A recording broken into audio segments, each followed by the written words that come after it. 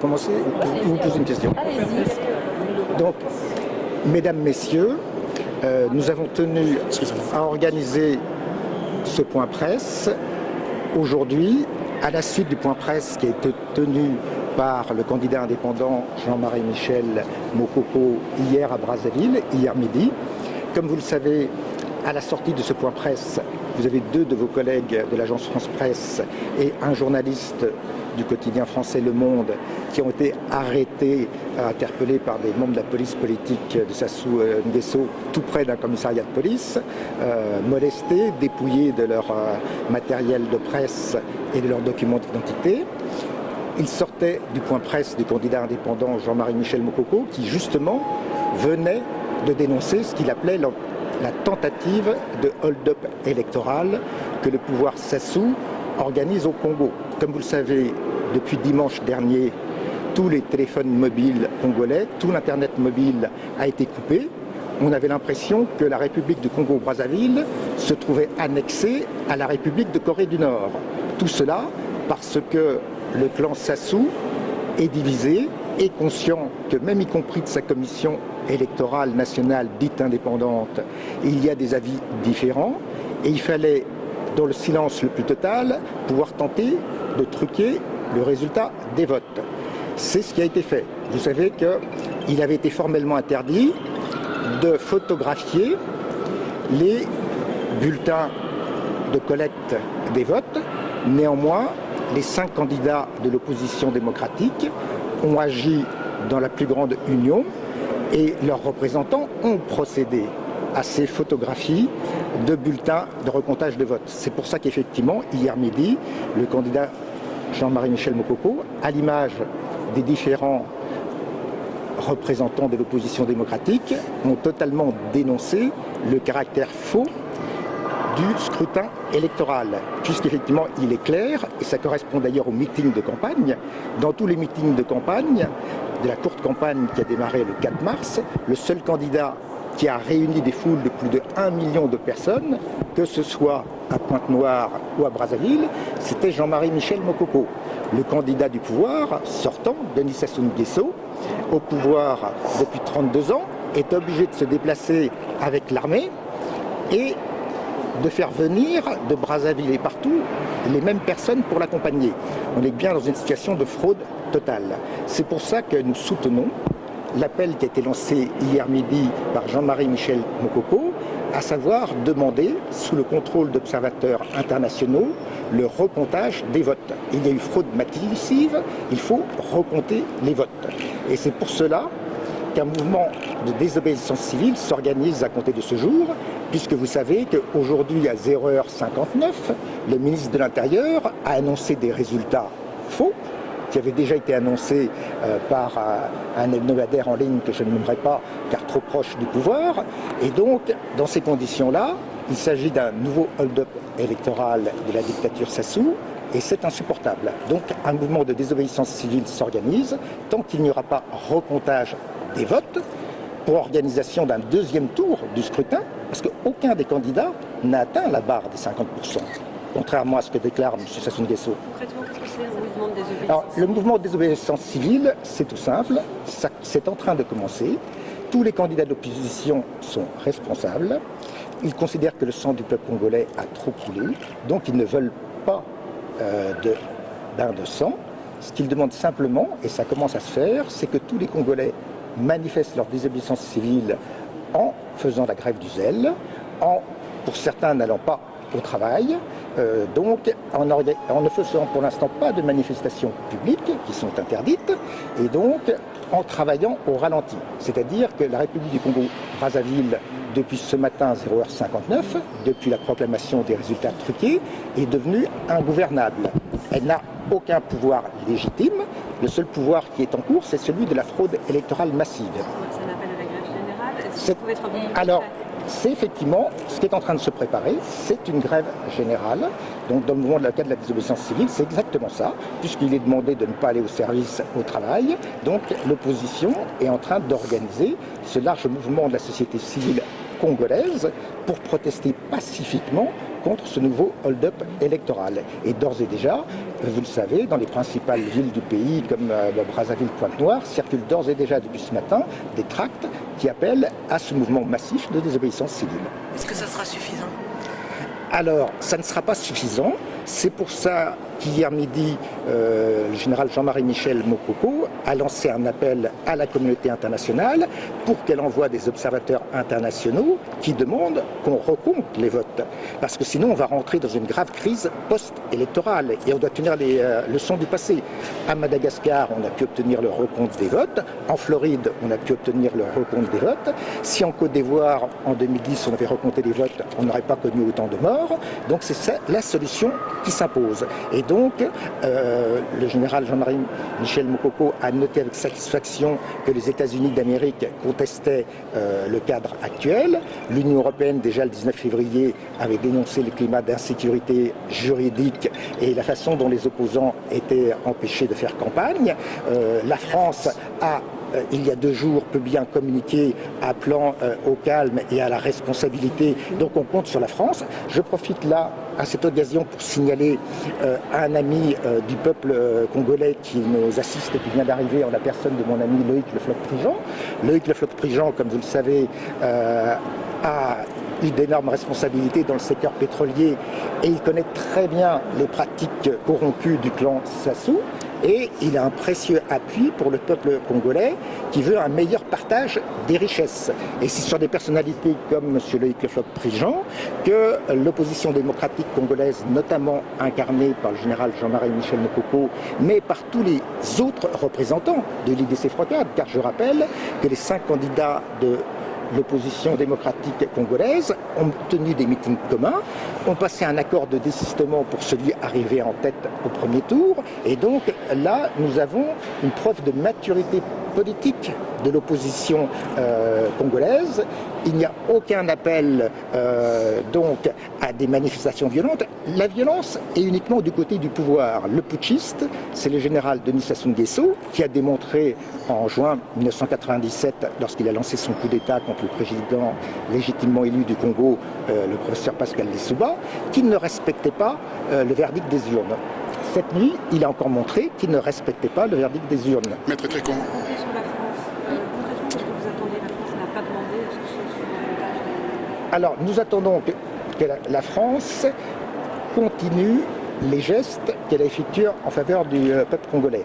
Le général Jean-Marie Michel Mokoko est reconnaissant à la France, à la fin du mois de février, d'avoir signifié une position très ferme vis-à-vis notamment de M. Jean-Dominique Kamba, le contre-amiral Jean-Dominique Kamba, président du Conseil national de sécurité, les services de renseignement congolais de M. Sassou Nguesso, qui était venu en France demander la possibilité, fin février, d'arrêter le général Jean-Marie Michel Mokoko. Les autorités françaises ont été très fermes, elles nous l'ont fait savoir, ils ont dit qu'il n'était pas question d'arrêter un candidat qui s'apprête à faire campagne. Donc la France a déjà envoyé un signal fort et nous lui en sommes reconnaissants. La France a indiqué qu'elle surveillait de très près les conditions de dépouillement. Pour l'instant, le scrutin dit officiel par la commission dite indépendante a été annoncé cette nuit. D'ailleurs, c'est significatif. Cette nuit, alors que le dictateur était entouré de nombreux militaires, par surprise, comme je vous l'indiquais précédemment, on a l'impression de se trouver en Corée du Nord, tellement le climat de blackout est développé. Donc, dans ces conditions, effectivement, nous attendons de la France, des États-Unis et de toute la communauté internationale qu'ils appuient la demande de l'opposition démocratique pour qu'il y ait recomptage des votes. Tous les formulaires qui récapitulent les votes ont été photographiés par les différents représentants des 5 candidats de l'opposition. Une commission technique électorale de l'opposition a été mise en place. Elle a fait un très important travail. Elle tient à la disposition des observateurs internationaux les photocopies de ces documents. Les listes ont été vérifiées, les fraudes ont été dénoncées. Il y a même des cas caricaturaux. Je vais vous livrer une anecdote que m'a indiqué avant-hier au téléphone Jean-Marie Michel Mokoko.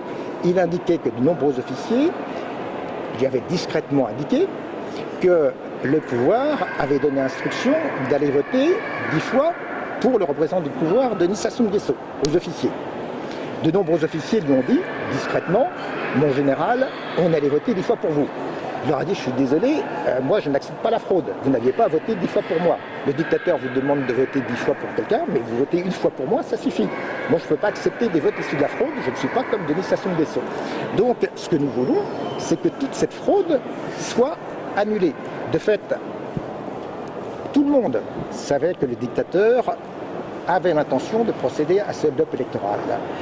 En agissant ainsi, plutôt que de boycotter le vote, l'opposition républicaine et pacifique congolaise a voulu prendre le dictateur à son propre piège, à son propre jeu. Puisqu'il dit on veut aller aux élections, on dit très bien, on va aux élections, mais pour la première fois dans l'histoire du Congo-Brazzaville, à l'exception de la conférence nationale souveraine de 1991, qui avait d'ailleurs été protégée par le général Jean-Marie Michel Mokoko, à l'époque chef d'état-major des armées, eh bien, nous voulons imposer un processus transparent, inclusif. Je vous en prie.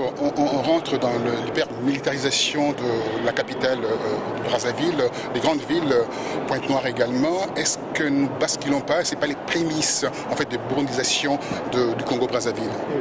Alors, ce qui est clair, c'est qu'en prenant cette décision, M. Denis Sassou Nguesso a pris le risque de plonger à nouveau le Congo-Brazzaville dans la guerre civile. L'opposition démocratique républicaine veut éviter ce cas de figure. C'est pour ça que le choix a été fait de la désobéissance civile, pacifique et massive. Mais chacun sait que la marge de manœuvre est étroite et que de nombreuses provocations existeront. Il y a quelques jours, nous avons eu l'occasion de dénoncer le recrutement par le pouvoir en place à Brazzaville de mercenaires étrangers, notamment un mercenaire français, M. Patrick Klein, qui est un ancien collaborateur de Bob Denard, qui il y a encore un peu plus de 2 ans, en 2013, a tenté une nouvelle tentative de coup d'État aux Comores. Ce mercenaire a été recruté par la dictature Sassou Nguesso. Mais la dictature Sassou Nguesso est très divisée. De nombreux officiers de l'armée congolaise ont indiqué qu'il n'était pas question pour eux de tirer sur leur frère d'armes, le général Jean-Marie Michel Mokoko. L'armée congolaise est très divisée.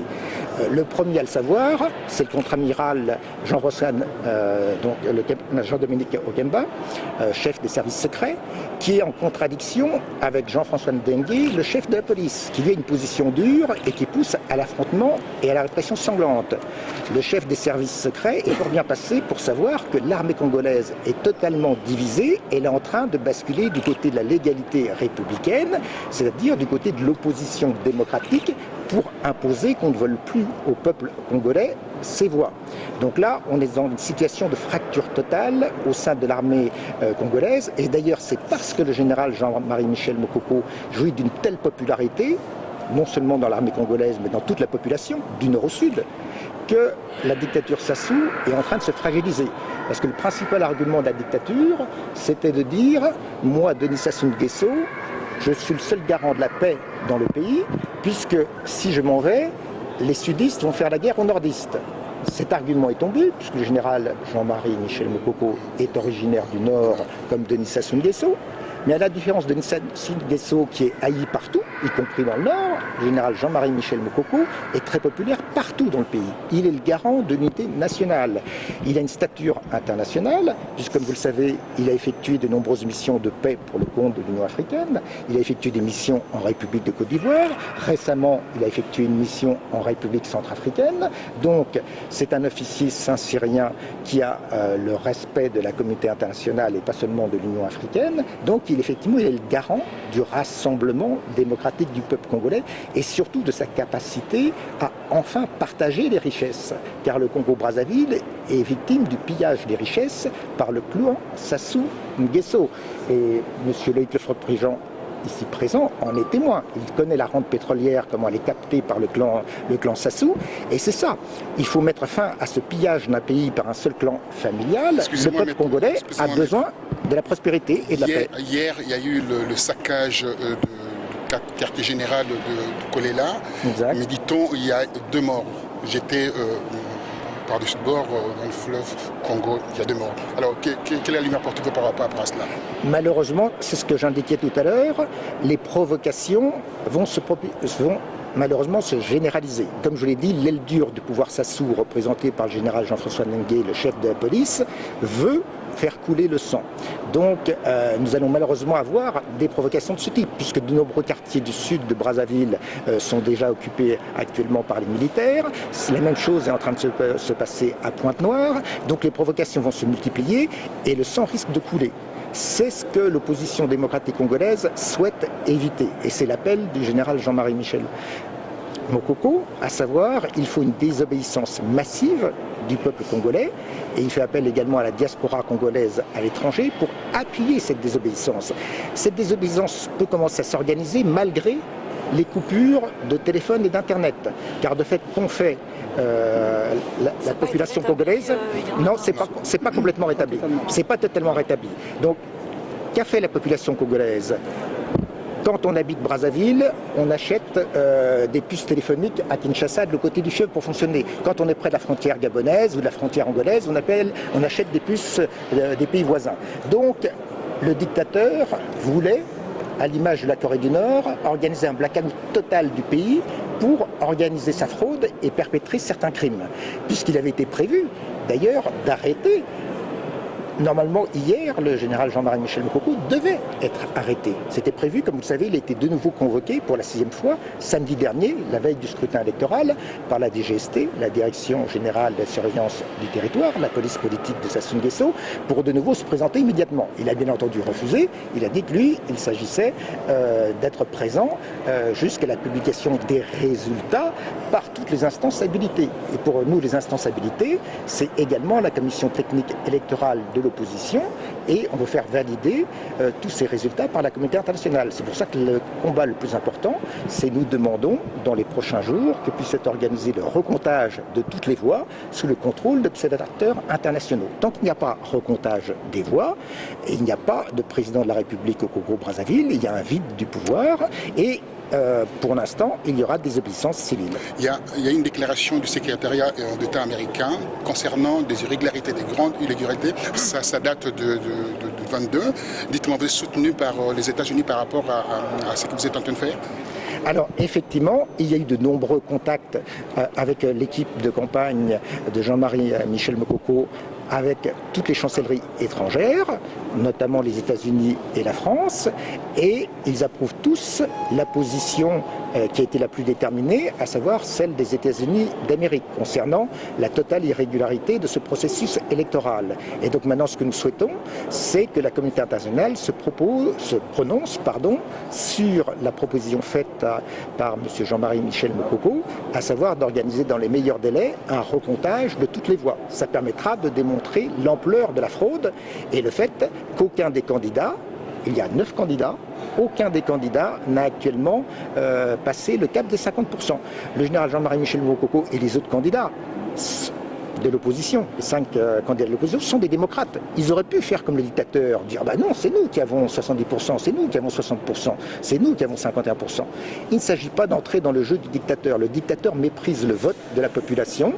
La démocratie, c'est l'exercice du pouvoir pour le peuple, par des représentants légitimement élus. Ce n'est pas le cas actuellement au Congo-Brazzaville, donc il est important d'organiser le recomptage des voix. Sans recomptage des voix, il ne peut pas y avoir de paix au Congo-Brazzaville. Et il faut éviter une grave crise post-électorale au Congo-Brazzaville. Alors, qu'est-ce que vous disposez, pour terminer, qu'est-ce que vous disposez comme éléments? On a vu des éléments circuler au niveau du net, où on donne Mokoko vainqueur très loin alors, comme je l'indiquais, qu'est-ce que vous disposez comme élément? Ont été photographiés les formulaires récapitulatifs des votes bureau par bureau. Et c'est ces formulaires-là que tous les candidats de l'opposition démocratique ont photographié. C'est ces formulaires-là que nous voulons soumettre à des observateurs internationaux à l'occasion du recomptage. Puisque là, effectivement, on verra que les résultats sont totalement différents de ceux qui ont été annoncés cette nuit par la commission électorale du pouvoir. Donc nous avons l'avantage, comme je le disais, d'avoir photographié tous ces formulaires. Donc ça sera facile de vérifier quels sont les formulaires authentiques, quels sont ceux qui ont été falsifiés par le pouvoir. Et c'est ce que nous demandons. Nous demandons simplement le respect de la vérité des urnes. Le peuple congolais a le droit d'avoir le respect de son vote. Merci.